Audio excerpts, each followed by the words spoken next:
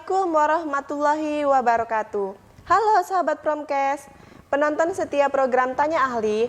Saya Nur Alifah dari unit PKRS RSD Madani Kota Pekanbaru yang akan menemani sahabat Promkes selama episode kali ini. Di dalam episode ini, kita akan membahas hal yang menarik dan penting dari pemeriksaan gula darah bersama seorang ahli yang memiliki pengetahuan mendalam dalam bidang patologi klinik. Selamat datang dokter. Ya, Bisa untuk memperkenalkan diri terlebih dahulu. Baik, saya Dr. Rida Amalia, spesialis patologi klinik. Saya di Laboratorium Rumah Sakit Daerah Madani sebagai kepala instalasi labor. Terima kasih. Baik, terima kasih dokter. Gula darah atau glukosa adalah salah satu aspek yang kritis dalam menjaga kesehatan kita. Namun, banyak dari kita mungkin belum sepenuhnya memahami pentingnya pemeriksaan gula darah, kadar normalnya, atau bahkan bagaimana cara yang benar untuk mempersiapkan diri sebelum menjalani tes ini. Sebelum kita melanjutkan, izinkan saya mengingatkan sahabat Promkes bahwa informasi yang kami berikan di sini hanya bersifat edukatif. Untuk masalah medis spesifik, selalu konsultasikan dengan dokter profesional atau kesehatan Anda. Baiklah, tanpa berlama-lama, mari kita mulai pembicaraan yang penting ini. Dokter, sebagai pertanyaan pembuka nih, bisa tolong jelaskan kepada sahabat Promkes apa itu gula darah dan tujuan dilakukan pemeriksaannya? Baik, Sobat Promkes, mungkin terlebih dahulu kita bahas dulu apa itu gula darah. Gula darah itu sendiri adalah banyaknya atau kadar glukosa di dalam darah yang mekanisme pengaturannya itu diatur oleh suatu mekanisme pengaturan tubuh yang sangat ketat pengaturannya. Nah, glukosa ini kadarnya itu harus diatur sedemikian rupa dalam batas normal agar manfaat dari gula darah itu sendiri dapat dirasakan oleh tubuh kita sebagai sumber energi utama bagi metabolisme di sel-sel tubuh. Nah, tujuan pemeriksaan gula darah itu sendiri adalah untuk mengetahui kadar glukosa darah kita itu. Nah, terutama pada pasien, misalnya pasien diabetes ya, kita perlu mengetahui kadar glukosa darah untuk manajemen terapinya. Apakah kadar glukosa darah itu normal? Berarti terapi yang telah diberikan itu sudah adekuat. Nah, tapi apabila kadar glukosa darah itu di bawah normal atau hipoglikemi, berarti mungkin kita perlu mantau lagi terapinya. Apakah mungkin obat yang diberikan itu berlebih dosisnya? Dan juga apakah perlu diganti. Selain itu, apabila kadar glukosa darah itu tinggi dari normal, berarti pada pasien diabetes itu sendiri juga perlu dievaluasi lagi pengobatannya. Apakah obatnya ditambah dosisnya atau diganti juga. Nah, itu juga perlu konsultasi oleh ahli terhadap klinis pasien itu sendiri. Nah, untuk kadar gula darah ini dok, bagaimana kadar normal dan tidak normal dalam pemeriksaan gula darah itu? Oh ya baik, mungkin memang kita perlu ya di awal kita tahu dulu berapa kadar normalnya, berapa yang perlu dikonsultasikan ke dokter mungkin kan. Jadi kalau kadar normal itu kalau berbeda-beda untuk glukosa puasa itu 70 sampai 99. Nah, itu kadar yang normal. Nah, kalau glukosa sewaktu dan 2 jam setelah makan, itu kadar yang normal itu adalah 70 sampai 139 mg per desiliter. Nah, nanti bisa dikategorikan lagi glukosa darah itu bisa prediabetes dan nanti ada diabetes lagi. Prediabetes itu apabila meningkat sedikit tapi belum melebihi batas yang dikatakan sebagai diabetes. Jadi kalau untuk glukosa puasa itu pada kadar 100 sampai 125 itu prediabetes untuk puasa.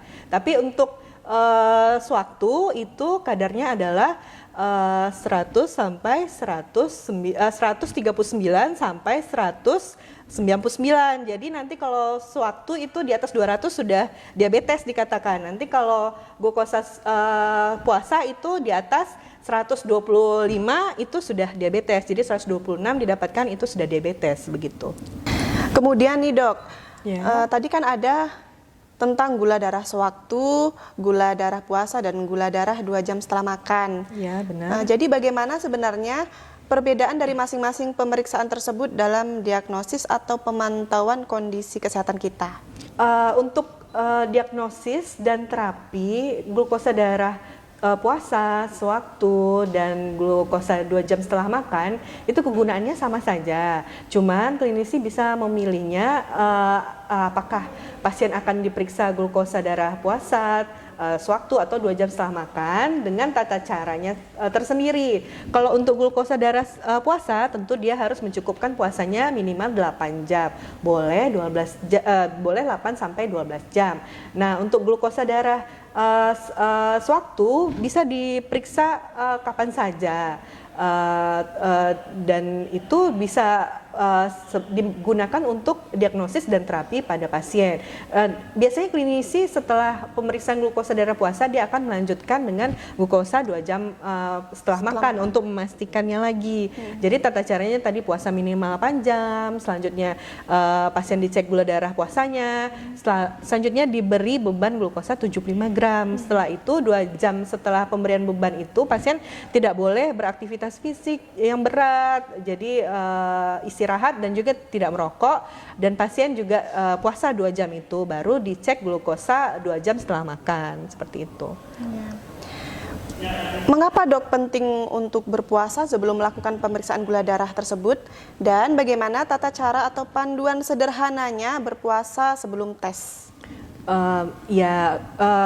Puasa itu diperlukan karena agar mendapatkan hasil yang akurat. Jadi tidak dipengaruhi oleh makanan yang kita konsumsi. Jadi klinisi akan menganjurkan puasa. Jadi tidak ada bias dari makanan seperti itu. Nah, tata caranya seperti yang saya jelaskan tadi, mungkin untuk puasa cukupkanlah puasanya 8 sampai 12 jam. Dia tidak boleh makan, tapi boleh minum air putih saja, jangan minum yang air gula, airnya manis gitu ya. Jadi misalnya ada pasien yang tidak tahan gitu kan, kalau tidak minum lemas, boleh, tapi jangan minum air gula gitu. Jadi dia puasanya makannya jangan selama 8 sampai 12 jam tadi, tapi boleh dia minum air putih saja gitu. Apakah ada waktu tertentu yang lebih baik dok untuk melakukan pemeriksaan gula darah? Misalnya apakah pagi hari memberikan hasil yang berbeda dengan pemeriksaan di sore hari? Nah, untuk mengetahui waktunya itu kita tahu sendiri ya, kadar glukosa darah ini kadar terendahnya itu pada pagi hari. Nah, itu akan sangat meningkat setelah makan. Jadi memang sangat dianjurkan untuk glukosa darah puasa itu pemeriksaannya itu pada pagi hari, karena kan sebelumnya kan kita makan terakhir itu malam.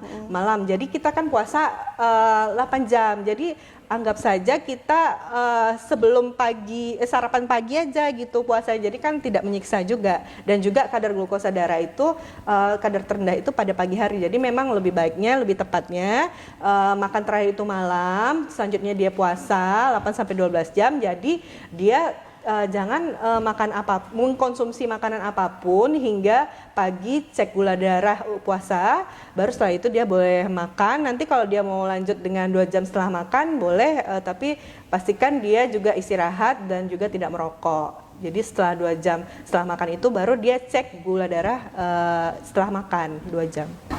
Kemudian nih dok, bagaimana dengan penggunaan obat-obatan, baik yang diresepkan maupun yang dijual bebas? Apakah dapat mempengaruhi hasil pemeriksaan gula darah? Oh ya, untuk pasien yang akan cek gula darah juga memang harus memperhatikan obat-obat yang dikonsumsinya, karena ada beberapa obat yang dapat meningkatkan kadar gula darah, baik itu yang diresepkan oleh dokter maupun yang dijual bebas. Beberapa obat yang diresepkan itu antara lain obat antihipertensi, golongan propranolol atau diuretik tiazid, terus golongan statin, obat anti kolesterol, juga obat asma dosis tinggi, obat steroid, obat untuk anti HIV dan hepatitis C, itu yang diresepkan itu memang terbukti meningkatkan kadar gula darah. Nah, untuk obat-obat yang dijual bebas juga ada, seperti obat dekongestan, obat flu, dan juga vitamin B dan niacin, itu juga terbukti meningkatkan kadar gula darah. Jadi saya sarankan apabila pasien mengkonsumsi obat-obat tersebut, apabila dia mengkonsumsi obat rutin lah ya, saya sarankan dia untuk mengkonsultasi konfirmasi lebih lanjut hasil gula darahnya. Apalagi kalau didapatkan gula darah yang meningkat, perlu konsultasi pada dokter yang ahlinya. Lalu bagaimana peran dokter patologi klinik dalam analisis hasil pemeriksaan gula darah dan bagaimana informasi ini digunakan dalam mendiagnosis penyakit?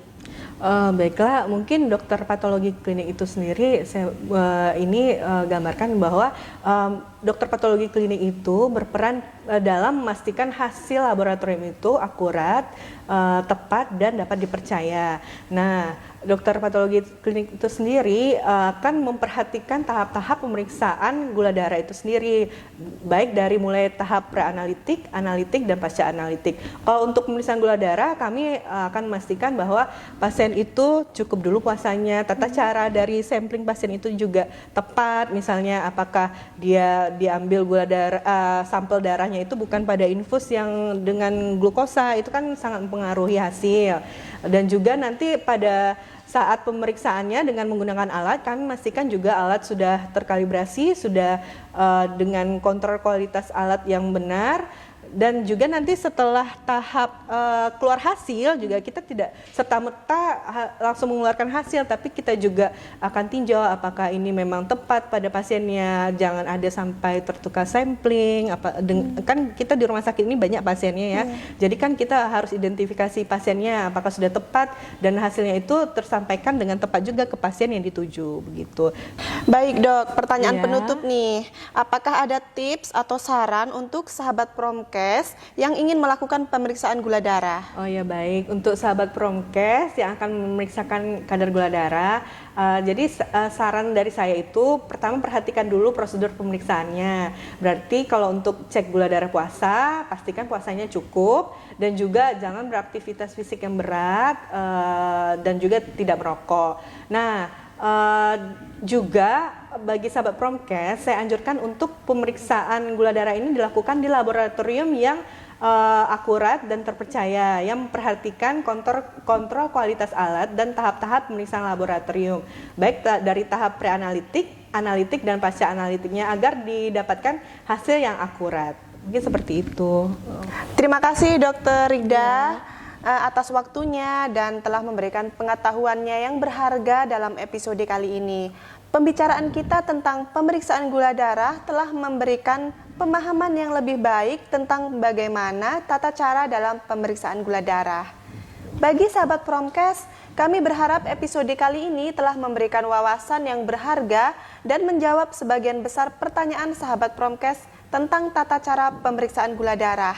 Jangan lupa dan jangan ragu untuk follow Instagram PKRS, yaitu @PKRS_Madani, like, komen, dan share untuk mendapatkan informasi-informasi kesehatan lainnya. Terima kasih kepada sahabat Promkes semua yang telah bergabung dalam episode kali ini dan menjadi penonton setia kami.